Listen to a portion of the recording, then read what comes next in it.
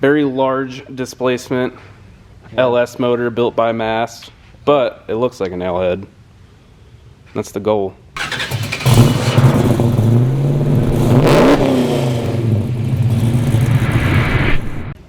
Hey everyone, Alex from Detroit Speed, back again with another project update video. Last week when we talked about Simon's barn find 1970 Chevelle, I said we'd walk around the shop and I'd give you an update on everything else we've been working on. So with that said, I'll flip the camera around and we have Matt here. So we're gonna go through all the projects and kind of give you a quick update on what's been going on. What is new with Andy's Camaro? So really we pretty much are getting this thing wrapped up in fab. We finished up some stereo components, got the grill and everything mocked up, you know, just kind of a lot of the little detail stuff right at the end. Mounted the ECM, made a pass through for some wiring harnesses and stuff like that. Okay. So where's the ECM mounted? Tow board, you know, kind of normal the location. Typical, yeah, typical location for that. Yep. Kind of keep it common on most of our builds. Door handles are on as well. Yep. The door handles had been shaved. We cut them back off. He decided he wanted handles, so cut it back out. You know, metal finished it. Ring Brothers door handles. They're nice, and yeah. they feel nice too. They do. They're a lot more low profile and sleek than the stock handle. Yep. I actually always assumed they were pretty close to the stock dimensions, but actually having them side by side, these are a lot more low profile. Nice. It's like you said, the ECU. Yep, ends up being mounted there.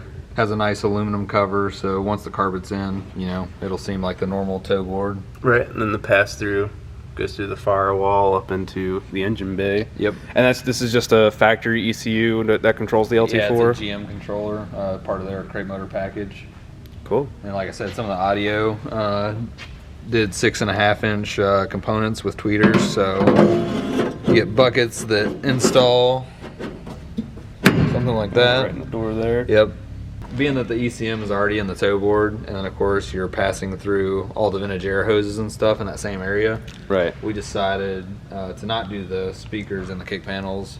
And just be a little crowded. Yeah, and so being that this is a 67, it's got vent windows, so that actually affords us the area to put the speaker in the door right here. Gotcha. You know, on an 8 or 9 car, you couldn't do that because the window rolls down. Yeah, it rolls right there. Okay.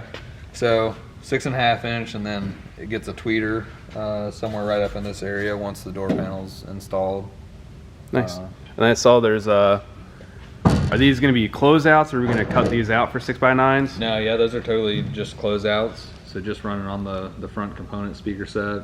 Okay. And then it's got an 8-inch sub and amp all mounted behind the seat.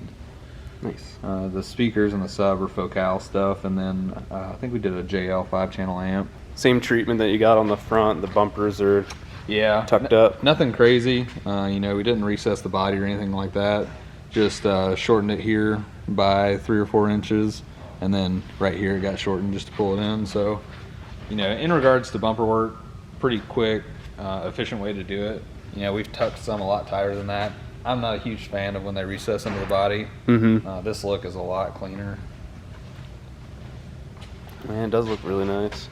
Another thing we do a lot and did on this car is we've been using this 5th gen Camaro trunk latch a lot. So it's got an electric opener, and then right now we currently have a temporary pull handle. You mean we're not going to leave this in there? No. So we'll do a hidden cable release. Okay. With a low car cable kit and hidden handle. So that just gets hooked up to a button. Yep. So you just pop it. Yep. So Nice. you'll have two ways of opening it: a mechanical and of course the electric version. Right. And then of course you can see the closeout that hides the audio components and the sub. Nice. Yep, our battery mount in there too. Yep. Had a couple of too much cans mounted. They're not in there right now, but they mount in the cross member. Is one for diff, or are they both for diff? Yeah, One's for diff, one's for fuel? Yep, that's okay. it. Yeah, and that's also important. I know a question came up in our customer group about, you know, rear axles puking fluid out after you get them warmed up and hot and aggressive driving. So we usually have a catch can mounted as high up as we can, so you can prevent that from happening. And at a minimum, we like to have you know, at least a hose going up as high as possible with Right. a filter in it.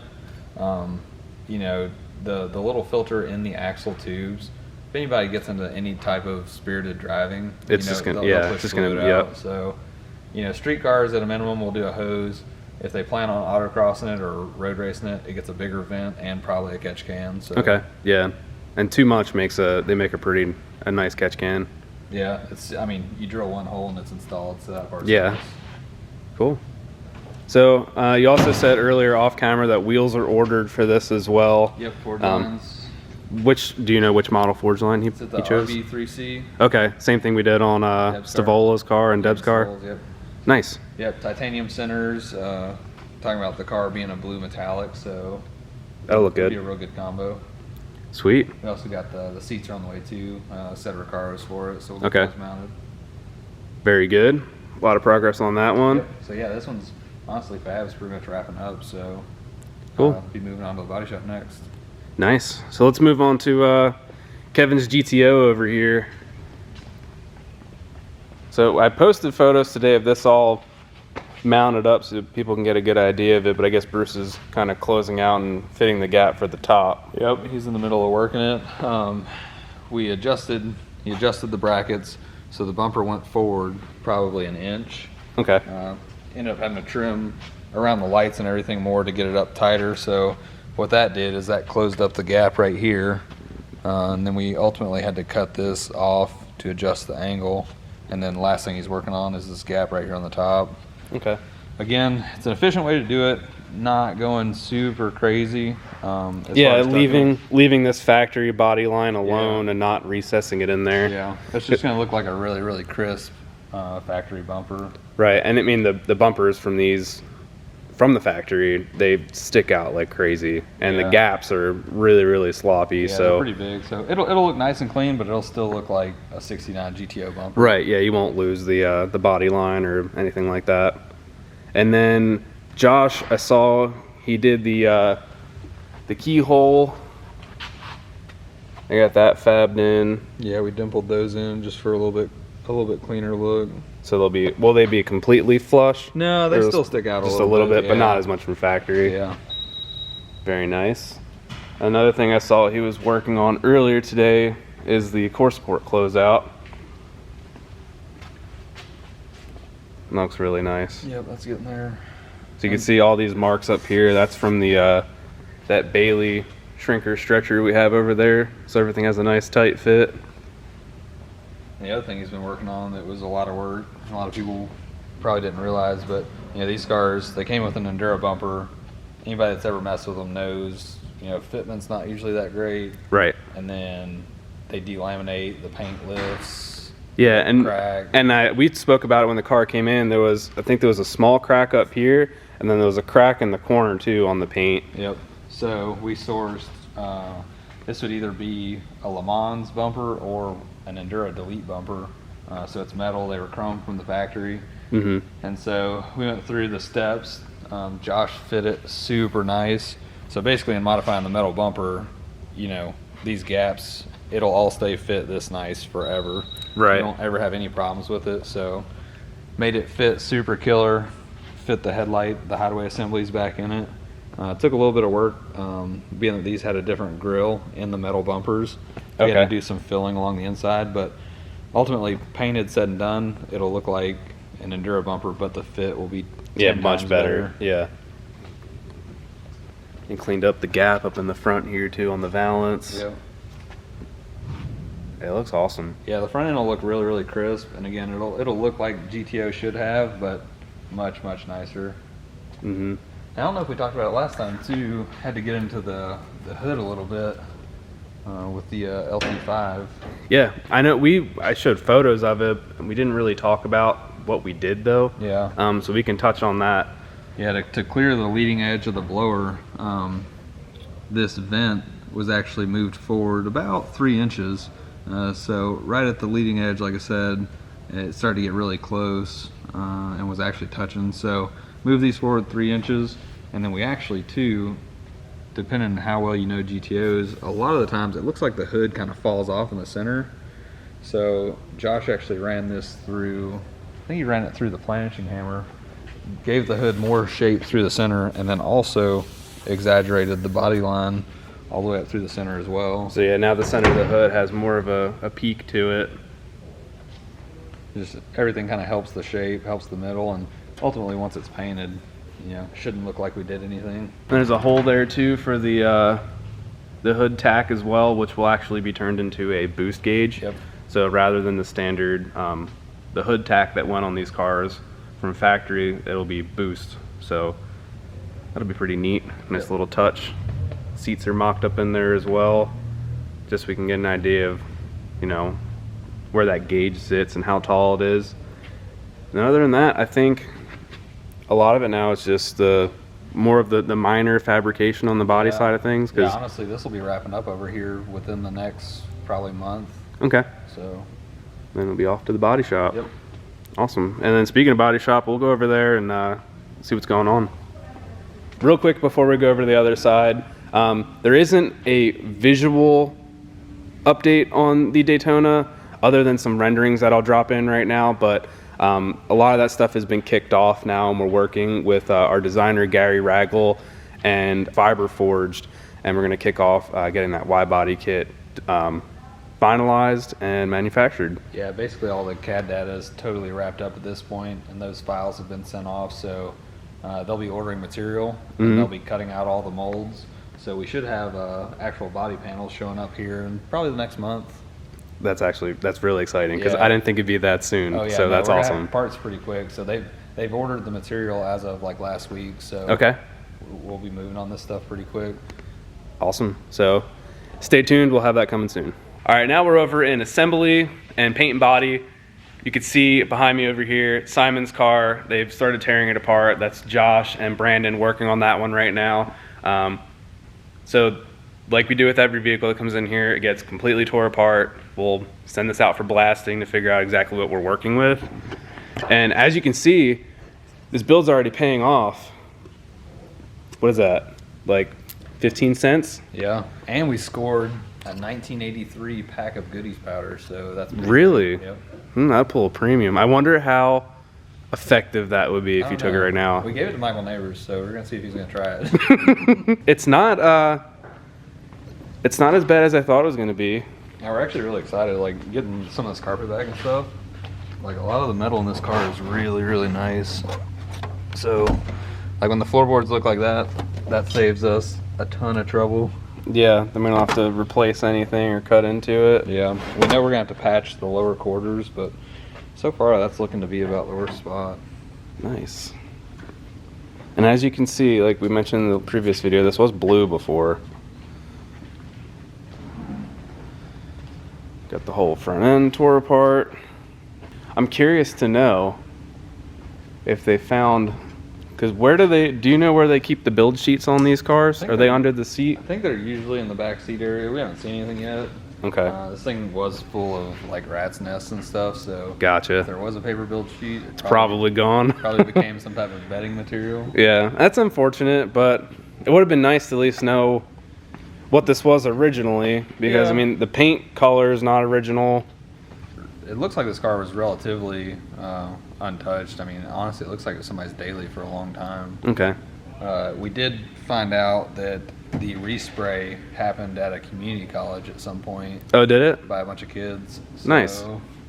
But yeah, other than that, man, it's not been hot rodded. It does have an aftermarket Holley carburetor that looks like it was from like the 80s or 90s. Really? Yeah.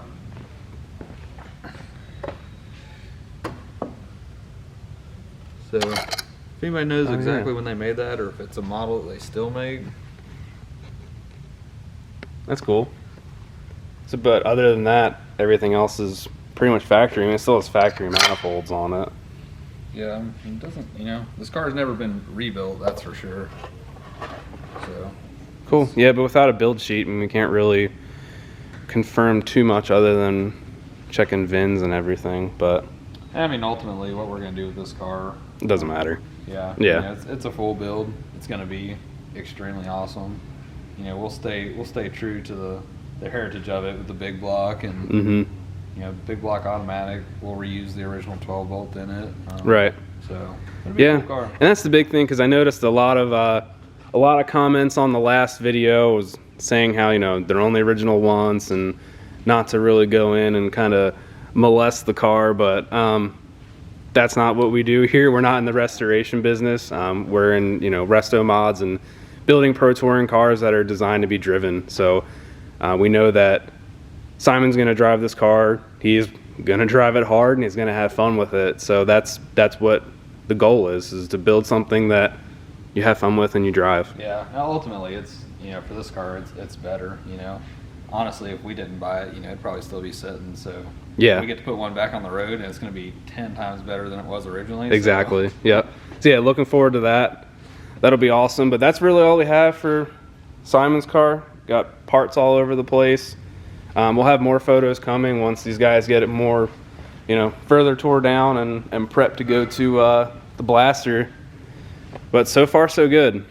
So let's talk about the Riv. Yep. Mark got the motor set in, built plug wires. The plug wires are awesome. I absolutely love this. They have a heat wrap on them, and it's cloth. So I think that kind of looks pretty close to period correct and just adds a different look to it. But yeah, I like that a lot. Just an extra texture, extra detail. Looks killer. Valve covers turned out freaking great. Yeah, that's awesome. So yeah, the goal is to make it look like a nail head, but it's not a nail head. Very large displacement, yeah. LS motor built by Mast, but it looks like a nail head. That's the goal. Try and keep it true to looking factory under the hood. We'll have a factory appearing air cleaner. There's even there's going to be a false fan shroud. It'll have an electric fan on it, but it'll look factory. So the goal is to pop the hood and kind of just make it look like a clean restoration, but it's hot rodded. John's 69 C10. I spoke to Jason a little bit about it yesterday. He said there's really just some mechanical things that need to be sorted out before we can fire this one up. Yeah, we're really close on it. So this motor here, it's a wet sump LS7 with LS3 heads and a 2.9 Whipple, and I believe this motor made 915. Yeah, I think it was 9 and change. So that'll be another rowdy piece. Yep. Yeah, it'll be a handful on the street, that's for sure. So yeah, and it'll be fun too because I posted the Holly dash. Jason was messing with that yesterday, and people saw the shifters and were asking about that. I think we touched on it before, but those are kill duff shifters. So you'll take this first one, bring it down into drive, or you can go all the way down to 1, and then you have 2, 3, and 4. So as you can manually shift in each gear with that, and this is it's a Bowler Performance 4L80 in this truck. So it'll be fun to, you know, hammer down on it, blow the tires off, and just keep grabbing gears. It'll be a lot of fun. I think that's all we have for you guys this week. So we'll keep you updated on the Chevelle, and hopefully we have some Daytona stuff coming here soon. And that's pretty much it. So thank you guys for tuning in, and thank you, Matt, for walking around with me and showing it all off. So make sure you guys like this video and subscribe, and we'll have more coming soon. So thank you.